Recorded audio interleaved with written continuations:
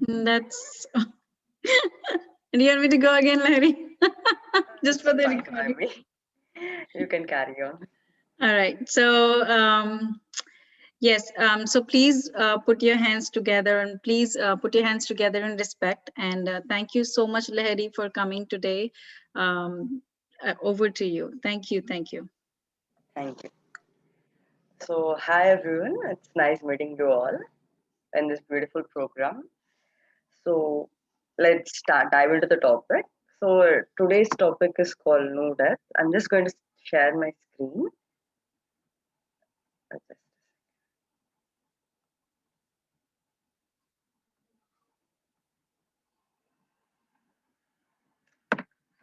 Are you able to share? Yeah, Okay, I think you can now. yes. You can see the PPT. Yes. Yeah, yeah. So, today's topic is called No Death. So this is something I have researched about from the teachings of Brahmashri Pitamaha Patriji. There's obviously a lot to learn from this topic through various masters. So, but for today, I would like to follow from the teachings of Brahmashri Pitamaha Patriji. So, the word death is something that is very perplexing. That is something that frightens most of us. Uh, these are the two things that, like, if anyone asks you about what death is, are two things, like it's either something very confusing to you, or something which is very frightening to you, because we don't know what happens after death. So, but we assume death to be something like, okay, my self, this particular body leaves this planet which has no life coursing through it now. So that is why it is called death. So I don't know what is going to happen to me after death. So all these questions are always popping up in our mind regarding death. That's what makes it very frightening and confusing at the same time. But learning about death while we are alive, like what happens after death, what is death, and all this uh, reduces the fear and confusion we have towards it, and brings a different perspective towards life, like towards how we are living life and how we should live life.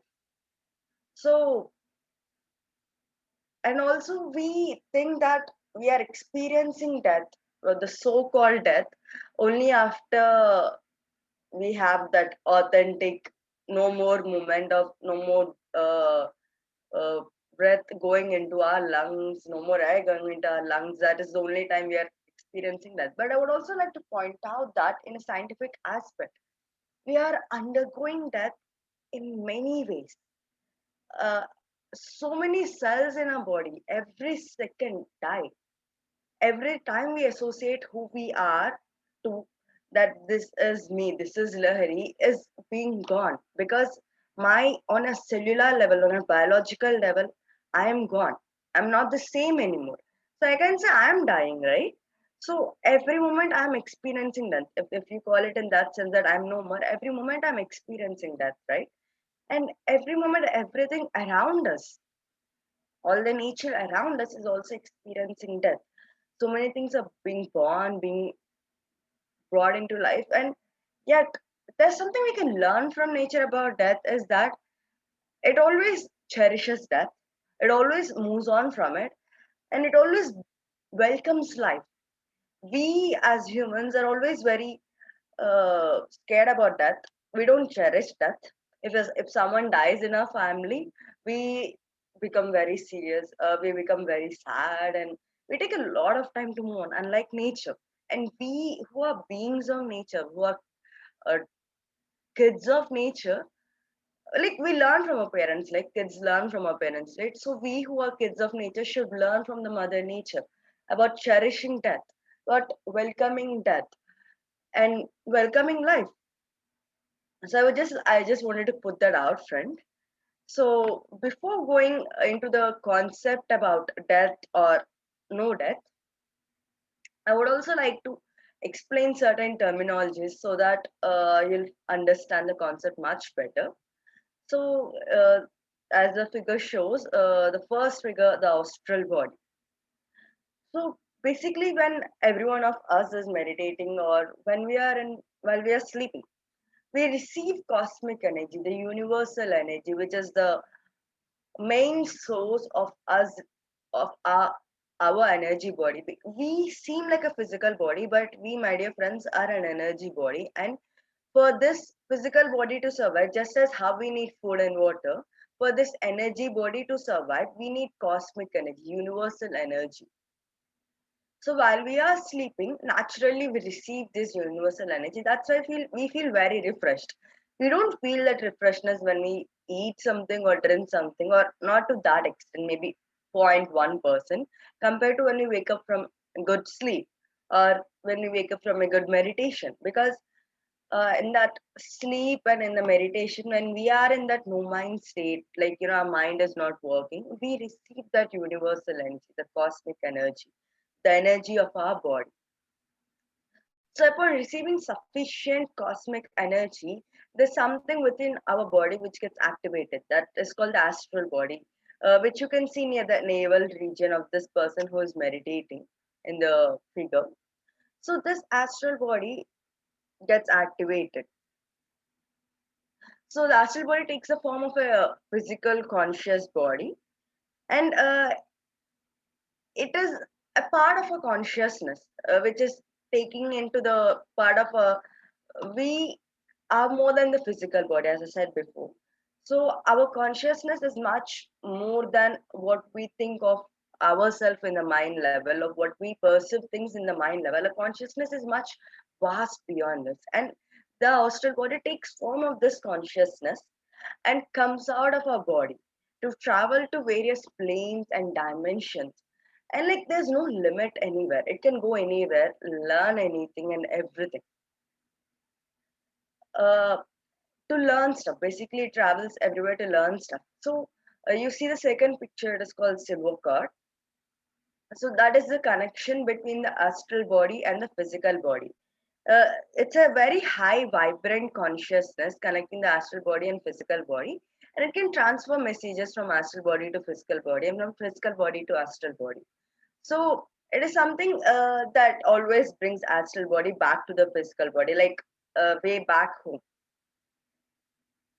So upon receiving certain upon receiving certain energies while you are in meditative state or sleep state, the astral body gets activated and it slowly comes out of the physical body, the perceived physical body. And when it comes out, also we experience certain sensations like nausea, dizziness, or a body going round and round, something different near our stomach area. Like you can basically feel a change and shift in energies.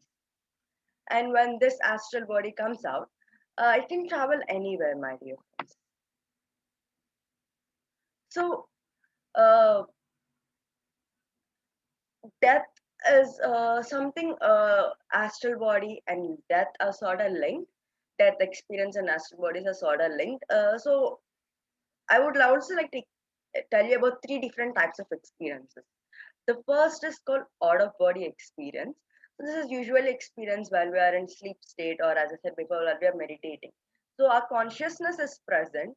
It's active while we are meditating and in a off sort of off mode, like our awareness is sort of in off mode while we are sleeping, or at least for most of us. So during these periods of time, the astral body, upon receiving certain energy, comes out of our body and starts exploring things. That is why we experience many different sort of dreams where we go to many places, see different things, meet different people, learn different things, go to past, present, future, and all this we experience in dreams, right? And even in meditation, we see many things. Some people see different corners of the world. Some people see different galaxies, meet different masters, learn from different things. So all this are called out of body experiences, and it is being done through the with the help of our astral body. And the second type of experience is called near death experience. So this so during the first out of body experience, the astral body is strongly connected with the physical body through the silver cord. And the second type of experience, the near death experience, this is usually experienced when, as the name suggests, when we are close to death, when there's a sudden accident. Uh, or sometimes people in the hospital theaters also. There are many cases where they see themselves coming out of the physical body and they see themselves the doctors operating upon them, and this is the astral body viewing themselves, viewing the physical body and the things happening in the physical realm. And some people see a sort of bright white light, or some people see some sort of beings or welcoming them or guiding them. There are many experiences about this in the internet. So some people remember them, some of us don't remember it. So some people describe that they have certain discussions with these beings about what is after death, and these experiences changed a lot of people's lives. They have gone through a huge transformation of who they perceive themselves to be also. So during this near death experience also, our astral body is connected to our physical body, but the connection to the silver cord is very faint, very faint, but there is still the connection. That is the only reason we could come back to the physical body. We can regain consciousness and we can regain the awareness of our physical body. And the third type of experience is called a death experience, where the astral body, the connection between the astral body and the physical body is no more through the silver cord. So the silver cord is not connecting the astral body and physical body. And the soul also. The soul is basically an energy of our consciousness. The energy, uh, the soul also exits the physical body. So, my friends, when we wanted to experience who we are, when the beautiful souls wanted to experience who we are, it created a beautiful energy called the soul. And this soul, to learn, experience many things, it came onto the earth. And to so that the frequencies of the earth and the soul match, it created seven different bodies called the seven bodies. So one of the first body is called physical body. So upon death, the soul exits the physical body and the seven bodies. So the soul and the astral body come out of the physical body, and there's no connection between the astral body and the physical body through the silver cord. So this is the third type of experience called the death experience. So yes, a person has undergone a technical death. The soul is out of the body. So what happens after death? What is happening now? So the soul leaves the body, and now the soul, along with the astral body, enters the astral planes. So there, I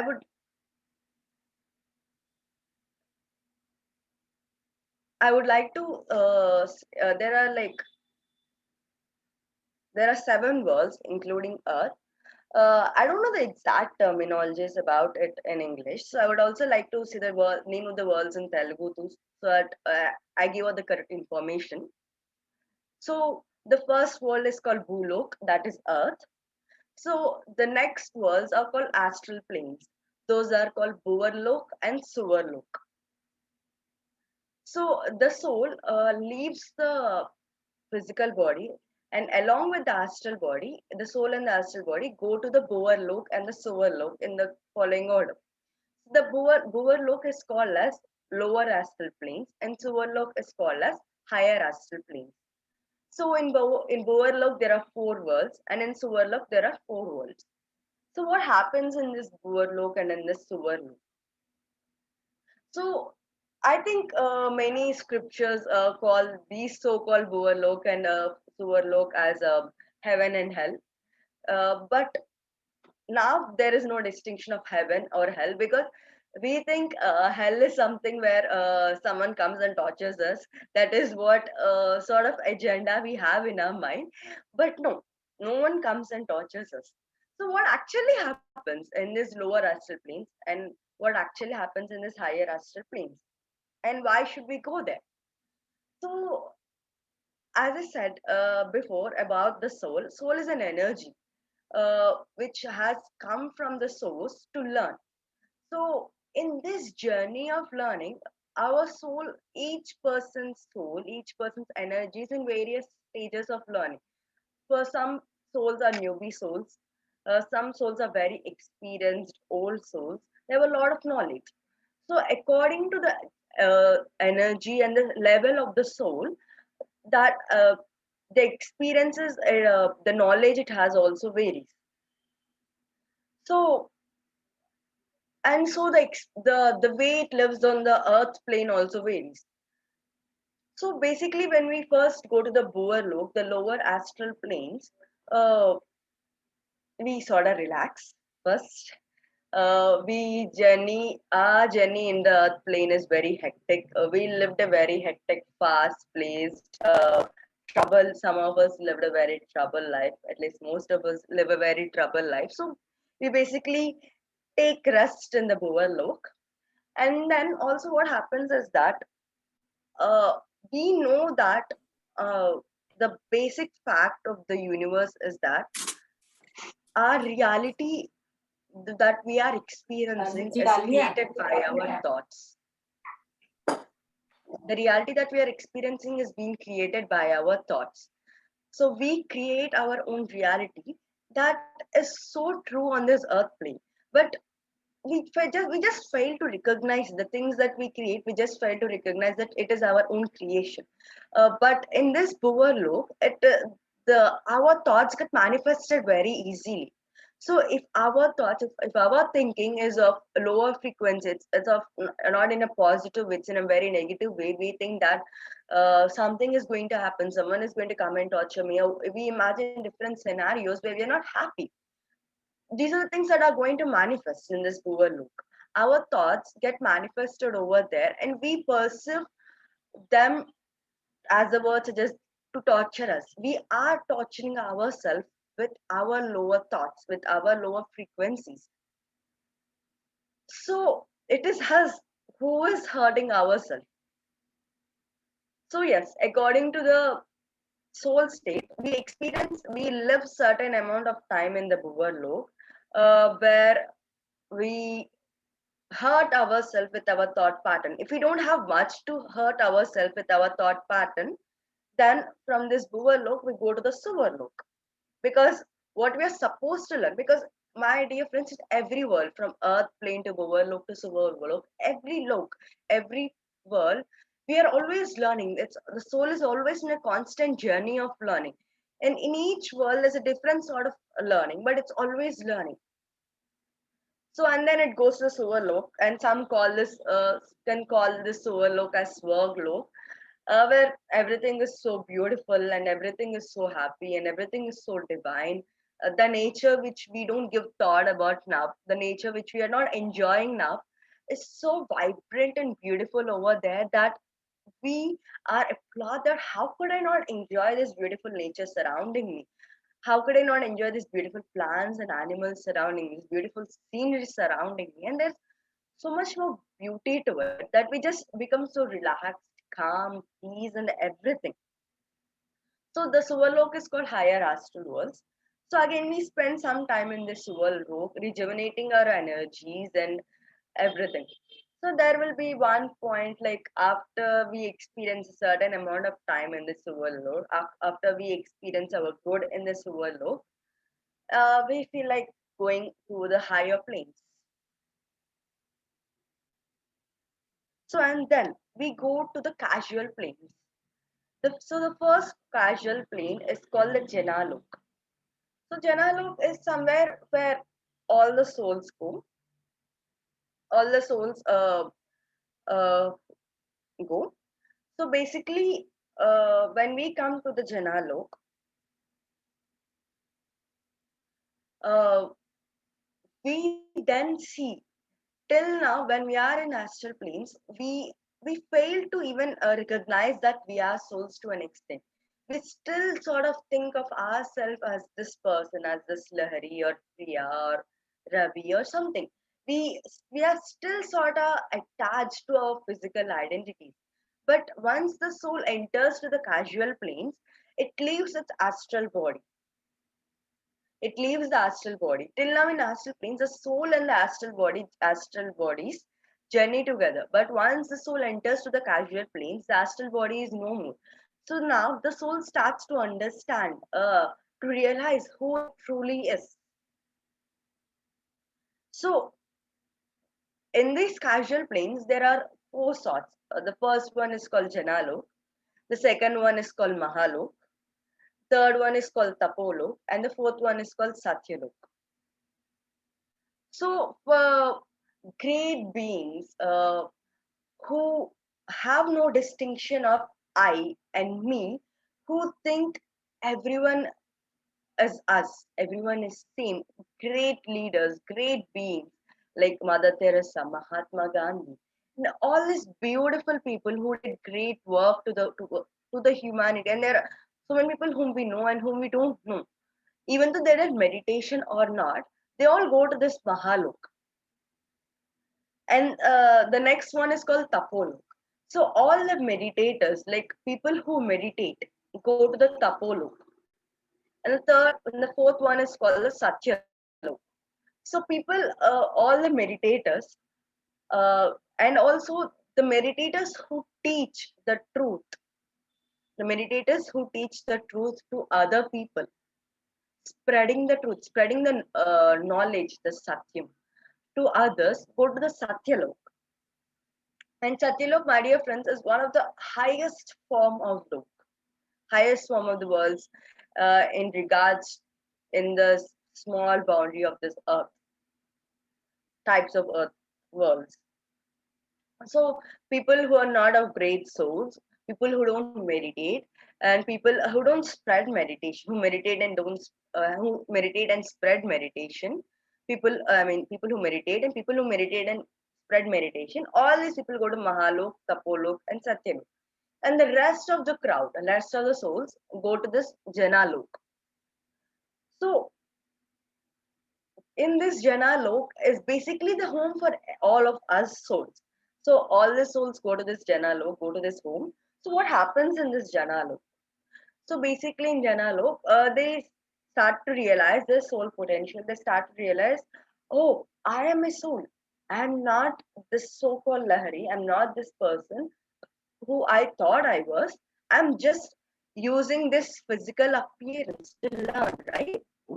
So in this Janalok, there will be like meetings arranged. There will be teachers and guides who come from Satyalok to guide the souls of the Janalok. So all these people start sit together and they sit in a discussion. So they start thinking like they plan out everything.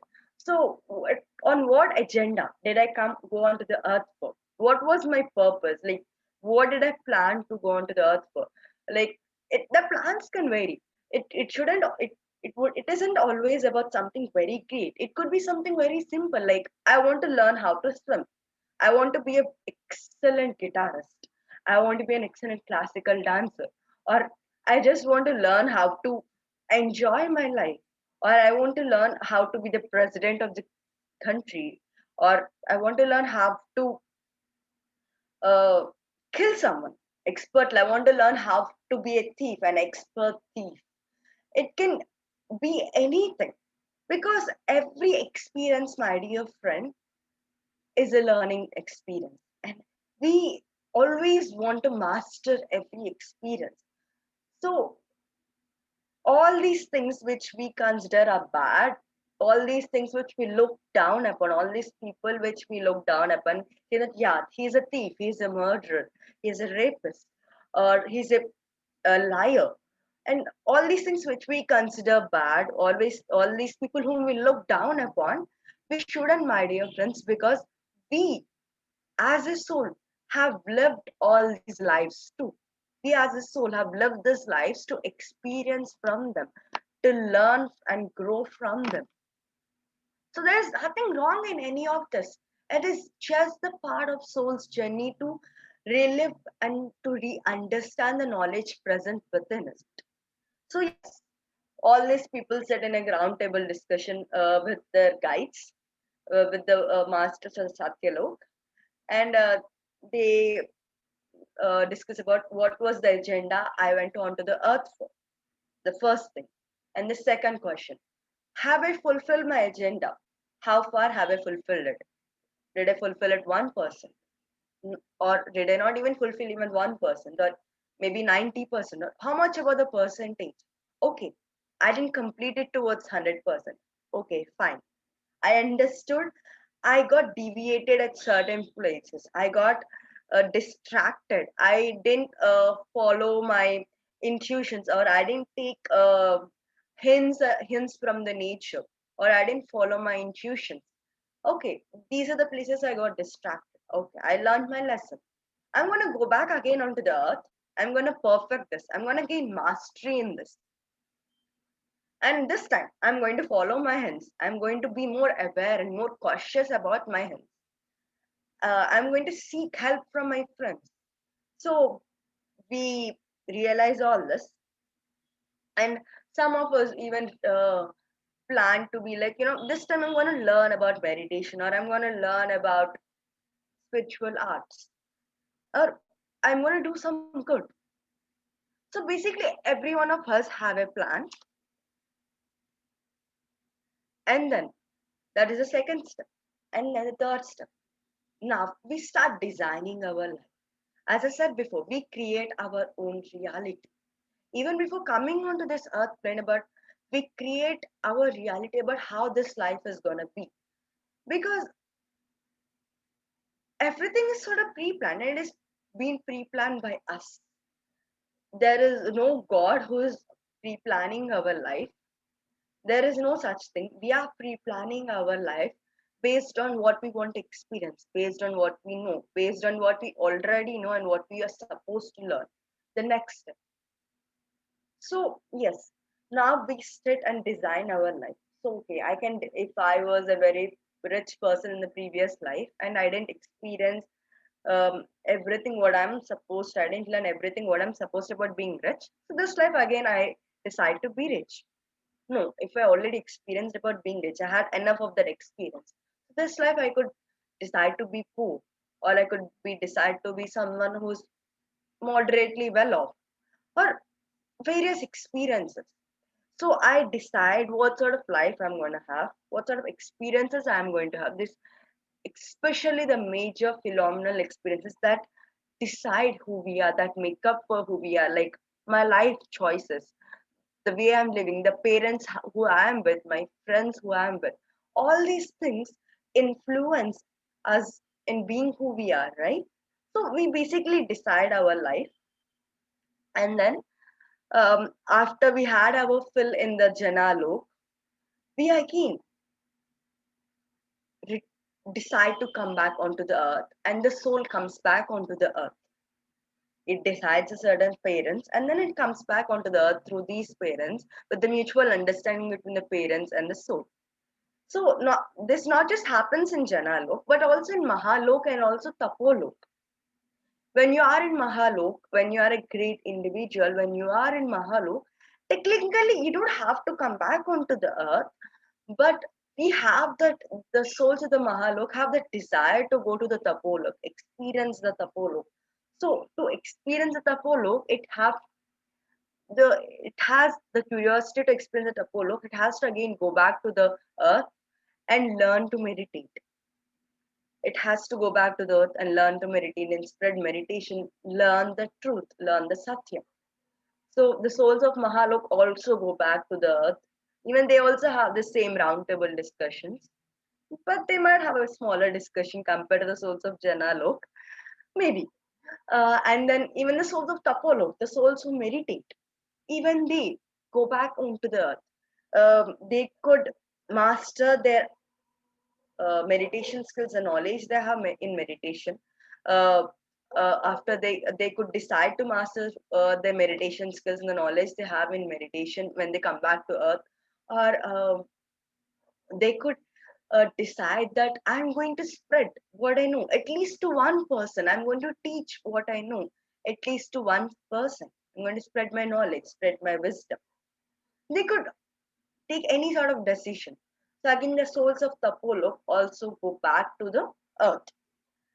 And then coming to the souls of Satyalok, Satyalok is a place where great beings, whom we perceive to be gods, but they're not gods. In fact, they're just souls like any one of us, like Krishna, Buddha, Jesus, and people whom we know and whom we don't know, Mahavtar Babaji, and all these people, so many more, the souls of Satyalok, who have realized the truth of who they are, that they are not I, that they are not just a mere soul, but they are the source, that they are the source who where we have come from. They're not bound by the limitations of self, bound by the limitations of self, of soul, or anything.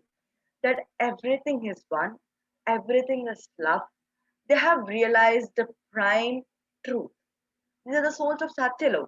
So basically, they don't have any need to come back onto the earth plane, but their desire to spread the knowledge, spread the wisdom, spread the love, make them to come back onto the earth plane and do their part in guiding us, do their part in spreading love. Uh, Many gods and goddesses whom we think of them, they're all souls. So what I'm trying to say over here is that we think they're someone very different, someone who has a lot of power, someone whom we can't be. But what they all are saying is, you and I have the same. We have the same potential, same knowledge, same energies, same love within us. We both are same. It is just that I have realized and I understood who I am, and you are on the path of realizing and understanding who you are. So don't look down upon yourself and don't look up upon me. Treat us as equal. See, you see a friend uh, who inspires you a lot, who say an individual who inspires you a lot. So do you like build temples to them, or do you aspire to be them? Like, do you aspire to take the good qualities, the best of them, and grow? Do you build temples to APJ Abdul Kalam and Mother Teresa, or do you think that I can be like APJ Abdul Kalam? I can defy the odds of my situations. I can defy the odds of my life, and I can aspire to be who I want. I have the potential, just as him, even I can be. And so many people were inspired about his life, and they changed themselves. They believed in themselves, and they lived a very happy life. The same with Mother Teresa, the same with Mahatma Gandhi. We get inspired. So they're just these so-called gods and goddesses whom we think of them are asking us not to build them temples, not to have any um, stupid superstitions about them or stupid beliefs about them, but to believe in themselves. Rather be inspired about their love, knowledge, about how they meditate. When you look at Shiva, be inspired about how well he's meditating. So when you think about praying to Shiva, think about meditating. I'm going to meditate just like him. I'm going to reach the level of knowledge just like him. When you think about Krishna, I'm think about I am going to be playful just like him. I'm going to enjoy life just like him. I'm going to learn the truth and beauty of life just like him. Be inspired, but not make any sort of wrong beliefs. Okay. Again, the souls of Satyalok, if they want, they can come back to the earth. So basically, what I'm trying to say, my dear friends, is that no matter in which lok you are, Jana lok, Mahalok, Tapolok, any lok, we all come back to the earth to learn the truth, to learn the Satyam. And then after our journey on the earth completes, we go back to the higher planes. Again, we come back.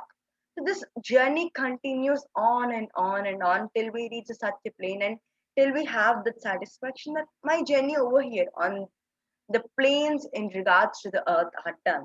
I'm going to journey further to the other planes, other worlds, other universes.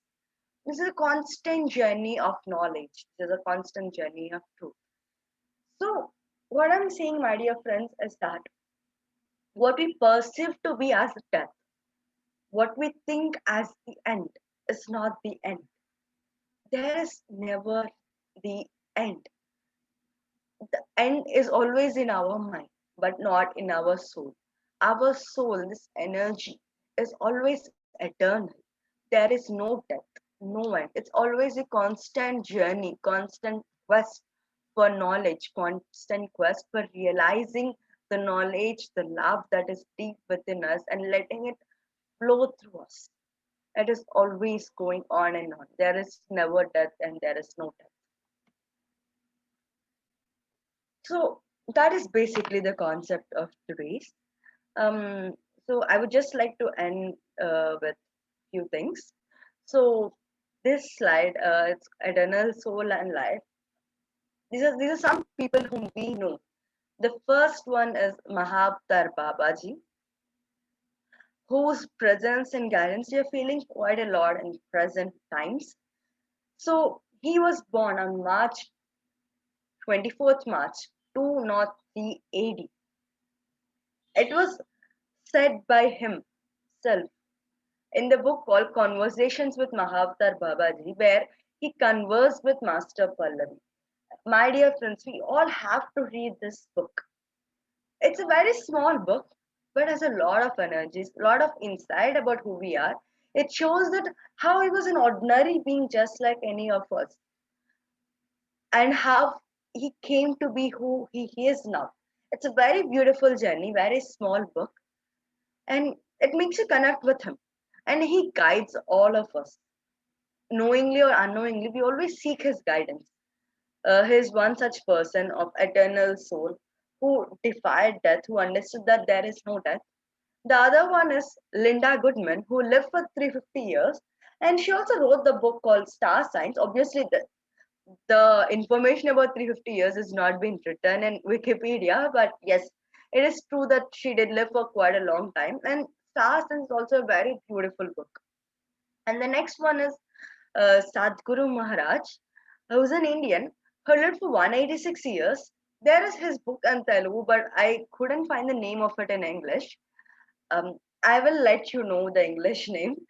But basically, I know his story a little bit. Is that he was a king. Uh, he ruled over a region, and then when he reached a certain age, and he got vexed about ruling, and when he sort of reached an old age, he journeyed to Himalayas, where he met a teacher, where he met a guru who taught him all that he could. And then upon old age, he, with the knowledge of the guru, with his knowledge, he rejuvenated the body of Sadhguru Maharaj. He rejuvenated with through science, with through meditation.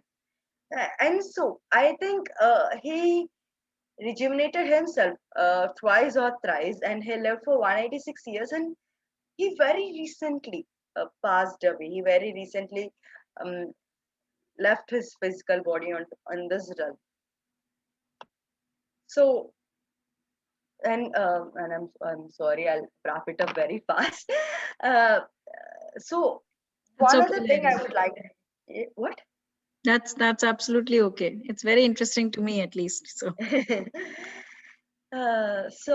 The one other thing about this is that I would like to share is that now we know what death does. Now we know that there is no death. What happens after death? So this obviously opens a different way about how we view our life, how we see ourselves, and how we see anyone who experiences death, or the so-called death, who left the physical body onto this realm and journey to the higher realms, higher worlds.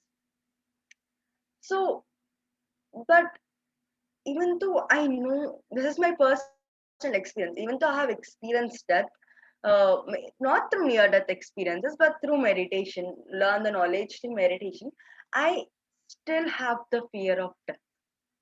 Why is it? Why is it that I have still the fear of death? It is not because of lack of knowledge. It is because I'm still attached to the things of the earth. I'm still attached to the things of the earth. let it be I'm still attached to the people surrounding me, or let it be I'm still attached to the things surrounding me, or somewhere I have still failed to ingrain that knowledge. Somewhere I have still failed to uh, completely open up myself about this knowledge of no death. Whatever the reason might be, we are still experiencing the fear of death, and it is okay. It is okay to experience the fear of death because of whatever the attachments we have. It is okay because fear is a very natural instinct of life. Fear is also sort of very healthy survival instinct of life. But it is up to you to decide. Are you letting this fear overpower you, or are you letting this fear overpower you to a lot of extent? Before, maybe the fear was like I would fear about death. When I experienced death, I would fear about it the one whole day, or um, carry it on for months together. But now, this knowledge about myself being eternal, this journey of mine in meditation, have made me fear death maybe little less. Maybe from a period of 1 month, I have gone back to 1 week. From 1 week, I have gone back to 1 day, 1 day to 1 hour, 1 hour to 1 minute. The fear is reducing.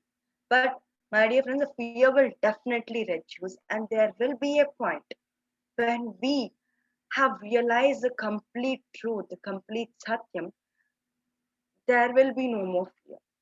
But it is okay to fear for now. It is okay. You don't have to be too harsh on yourself. It is okay. You just have to understand that I'm attached to certain things, and I'm ready to let go of that attachment. Because I'm not going to carry this forward with me to the higher planes. So I'm having something. I'm going to experience it now. I'm enjoying something. I'm attached to something rather than being attached to certain things. I'm going to live in the present moment, and I'm going to enjoy it to my fullest.